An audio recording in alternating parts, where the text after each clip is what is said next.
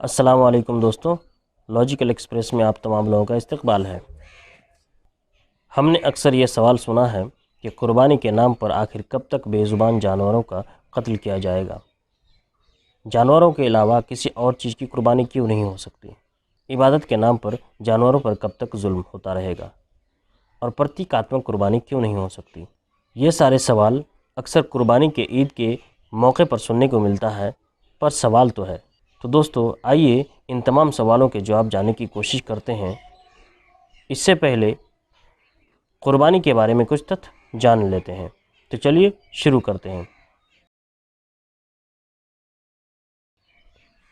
قربانی، جسے اجھیا کہا جاتا ہے، اور اسی سے قربانی کے دن کا نام عید الاضحیٰ پڑا ہے۔ اور اضحیٰ جوہا سب سے آیا ہے، جس کا شابدک ارتھ ہے چاست کا وقت، یعنی کہ پرواہن۔ اور یہ قربانی حضرت ابراہیم علیہ السلام کی سنت ہے۔ حضرت ابراہیم علیہ السلام لگ بھگ 1800 عیسیٰ پورو فلسطین میں پیدا ہوئے۔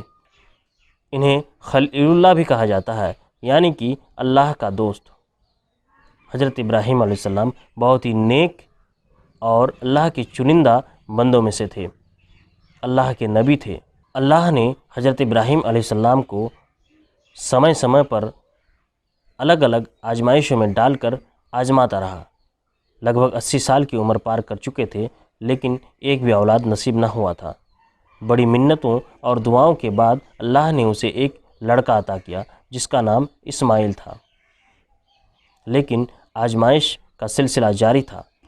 جب لڑکی کی عمر اتنی ہوئی کہ وہ اپنے والد کے ساتھ چل پھر سکے، ان کی باتوں کو سمجھ بوجھ سکے، تو حضرت ابراہیم علیہ السلام نے خواب میں دیکھا کہ وہ اپنے بیٹے کو ذبح کر رہا ہے۔ جب صبح ہوئی تو اس نے اپنے بیٹے اسماعیل سے خواب کا ذکر کیا اور کہا کہ اے میرے بیٹے، میں نے دیکھا خواب میں کہ میں تمہیں ذبح کر رہا ہوں۔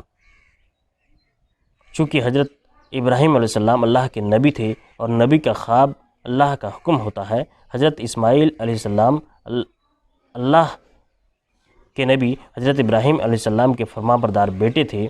وہ سمجھ گئے اور انہوں نے اپنے ابا سے کہا کہ اے میرے والد، اللہ نے آپ کو جو حکم دیا ہے آپ اسے بجا لائیے، بے شک آپ مجھے صبر کرنے والوں میں سے پائیں گے۔ جب دونوں تیار ہوئی تو حضرت ابراہیم علیہ السلام نے اسماعیل کو زمین پر لٹایا اور اس پر چھری چلائی۔ جب حضرت ابراہیم نے اسماعیل پہ چھری چلائی تو اللہ نے آواز دی کہ اے ابراہیم، تو نے اپنے خواب کو سچ کر دکھایا، تو اپنے آزمائش میں کامیاب ہو گیا، اور اسماعیل کی جگہ ایک مینڈھا ذبح ہو گیا۔ اللہ تعالیٰ حضرت ابراہیم علیہ السلام کے اس عمل سے خوش ہو کر اس پورے گھٹنا کو، اس کارج کو قیامت تک آنے والے ہر ویکتی کے لیے جاری کر دیا۔ اس پورے گھٹنا کرم کا ذکر قرآن مجید کے سورہ صافات کے آیت نمبر 100 سے 108 میں موجود ہے۔ یہی وہ واقعہ ہے جس کی یاد میں مسلمان قربانی کرتے ہیں۔ لیکن سوال اب بھی باقی ہے کہ آخر کب تک جانوروں کی قربانی کی جائے گی؟ جانوروں کے علاوہ کسی اور چیز کی قربانی کیوں نہیں ہو سکتی؟ اس گھٹنا سے یہ معلوم ہوتا ہے کہ اللہ نے انسانوں کی جان کو بخش دیا اور اس کے بدلے میں جانوروں کی قربانی کو عام کر دیا، یعنی کہ انسان کی جان کی قیمت جانوروں کی جان کی قیمت سے زیادہ ہے۔ اسی لیے لوگوں کے لیے یہ عام کر دیا کہ وہ قربانی دے تو جانوروں کی قربانی دے۔ لیکن سوال اب بھی باقی ہے کہ جانوروں کو مارنا کہاں تک صحیح ہے؟ تو اس کے لیے ہمیں یہ دیکھنا ہوگا کہ کیا انسان کبھی بھی جانوروں کو نہیں مارتا ہے؟ کیا کبھی ایسا موقع نہیں آتا ہے کہ انسان جانوروں کو مارتا ہو؟ تو اس کا جواب آپ خود دے سکتے ہیں۔ جی نہیں، بالکل ایسا نہیں ہے، بلکہ انسان چونکہ سرواہاری ہے، یعنی مانس بھی کھاتا ہے اور پیڑ پودوں کو کھا سکتا ہے۔ ایسے میں ایک انسان مانس بھی کھاتا ہے اور پیڑ پودوں کو بھی کھاتا ہے، اور مانس چونکہ ہمیں جانوروں سے ملتا ہے، اس لیے انسان جانوروں کو بھی مارتا ہے۔ ایک انسان اوسطاً ایک سال میں 20 کلو سے 80 کلو میٹ کا سیون کرتا ہے۔ ہمارے بھارت میں لگ بھگ 4.5 کلو میٹ کا سیون ایک انسان اوسطاً ایک سال میں کرتا ہے۔ ایسے میں اندازہ لگایا جا سکتا ہے کہ پوری دنیا میں لوگ میٹ کا کتنا سیون کرتے ہیں، اور میٹ کے سیون کے لیے کتنے جانوروں کا قتل کرتے ہیں، کتنے جانوروں کو مارتے ہیں۔ چاہے وہ خصی ہو، مرغا ہو یا کوئی انیہ جانور ہو۔ دوسری بات یہ ہے کہ قربانی اس لیے کی جاتی ہے کہ اللہ تعالیٰ اپنے بندوں سے راضی ہو اور ان کی گناہوں کو معاف کر سکے۔ اس لیے مالک ہی طے کر سکتا ہے کہ کس چیز کی قربانی کی جا سکتی ہے، نہ کہ قربانی کرنے والا۔ اسی لیے میری رائے میں قربانی کے لیے جانوروں کو ذبح کرنا جانور پر ظلم نہیں کہا جا سکتا، کیونکہ انسان اپنی ضرورت کو پورا کرنے کے لیے جانوروں کو ذبح کرتا ہے اور مارتا ہے اور اس کا مانس بھی کھاتا ہے۔ ساتھ ہی اس پرتھوی پر سب کچھ سنسادھن ہے اور سب ایک دوسرے کے پورک ہیں۔